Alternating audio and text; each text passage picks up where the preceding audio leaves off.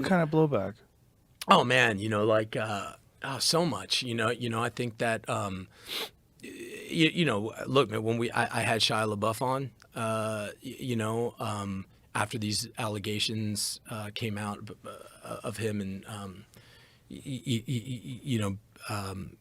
being physically and emotionally abusive to his girlfriend at the time. And what was crazy was I never wanted to have any actors on. That was kind of like my rule, just because and not because there's just so many podcasts where actors are talking to actors and they're talking about, and I'm actually interested in that shit, but like nobody needs to hear me talk about that. Right.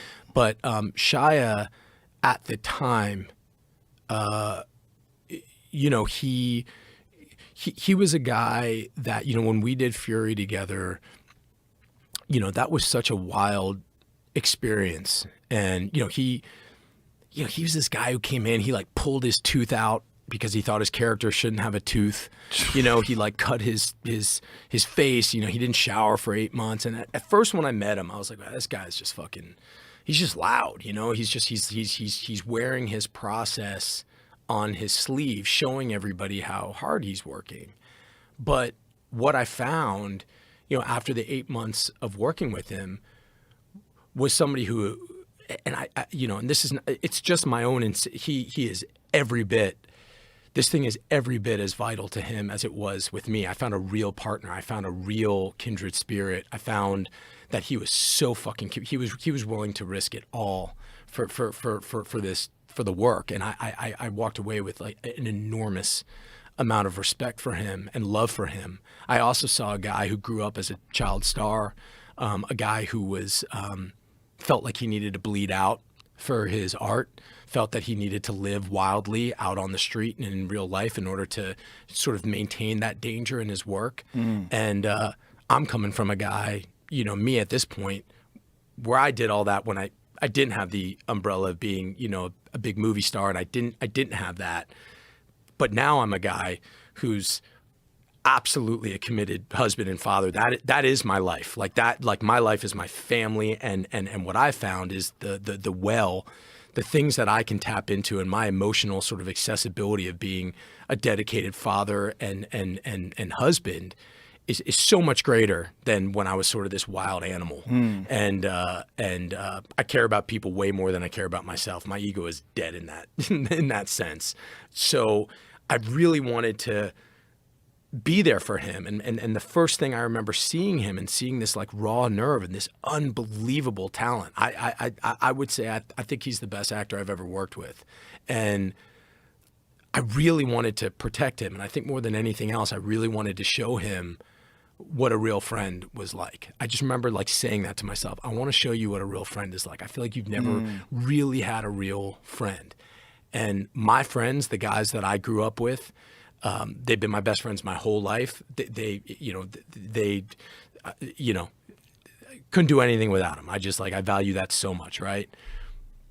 So we had him on the podcast real early on, and before this stuff came out, and it was right at a time when he had gotten in trouble down in Georgia, and he went to rehab, and he wrote this movie sort of about his own life called Honey Boy that got nominated for an Oscar, and he wrote it, and he started, he played his dad. It was a movie about his life, and I kind of had him on sort of celebrating where he was at, because for a long time he had taken a lot of shit from this industry, and here he was sort of on top of the world. And I remember at the time, my agents at the time were calling me being like, you think I could just get a phone call with Shia? Like maybe we could like bring him, he was like, and then this woman said he did these things to him, and he was just done, canceled. And I'll say, man, when I heard those, when I heard that he had done those things, for me, there really is a red line with people that I need to look at with myself. And through all the shit that I've seen, all the shit that I've done, man, I can't be down with you if you put your hands on a woman. If you put your hands on a woman or a child, dude, I just like, yeah, I can't, man. I can't. I can't get over that. I can't. And I heard this, about my friend, and, I was really brokenhearted about it. And time went by, I mean, like 2 years. And, I know how much, acting is not only important to him, but like sort of necessary for his survival. And I would reach out on text, checking on him and that, but we hadn't made contact. And then I heard that he was having a baby, and he was married. And I reached out to him, and I said, hey, man, maybe it's time for you and me to have another talk. And I made a decision with my team and with him.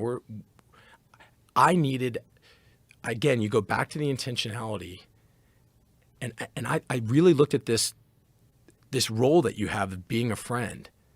And being a friend is not about turning your back on somebody when they do something that you find fucking deplorable or when you find disgusting. Your job as a friend is to make sure they don't do it again. And your job now, as this guy's being a father, is to step in there and say, hey, man, where are you at? Like, what are you doing? What kind of work are you doing? Where are you? Like, that's what being a friend is. And everybody in my life was like, worst idea in the world. You cannot do that. You cannot do that. And then, he came on, man, and we spoke, and it was weird because I found so many of the same themes and so many of the same, the heart of what I found in that LWAP community I found in Shia.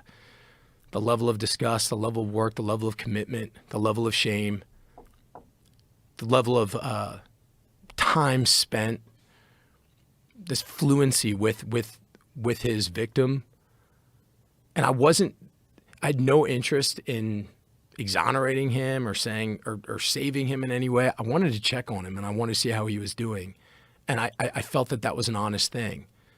And just the fact that I had him on, I got, an enormous amount of backlash, an enormous amount of, for really the first time kind of as like a public person, just like kind of hatred. And the fact that I had given somebody who could have, who may have done these things that this woman says, that really hurt people. And I felt fucking terrible about that, man. Did you wish you hadn't done it? No, because after talking to him and then going around and talking to women who have been victims themselves, talking to, this one woman specifically who we were going to have on, but she had health issues and couldn't. But what I've found is so many people have reached out who said, like, I was in that place. Like I was in that place where he was. I was in that place where whether I was abusive or not abusive, I was getting there. And the drugs and the alcohol were getting the better of me. And I mean, really what, he was 2 years sober at the time that I had him on. And I thought really what it was like a real meditation and shame, and I thought that, what this woman said to me was, there's so many places and platforms for women to go to. There's shelters, there's places to go to talk about the abuse, to be there to help people after the fact. But who is talking to these fucked up young men who are committing the abuse? Who is talking to them and saying, dude, don't do that? Like, I've been there. There is another way. This is not the answer. Stop. Go get help. Change your behavior. Work. Put in the work. And I just, I ultimately felt, that what he said could have a real positive effect. And I believe, looking back on it now, again, man, it's like, what are you going to do? You can weigh the comments of people who have told you, you're the worst guy on earth for doing it, or you can weigh the comments of the people who say, hey, man, that thing saved my life, or you know what I mean? Yeah. I can't look at it that way. I look at the intentionality behind what the show was and why I decided to have him on, and then why I decided to air it. And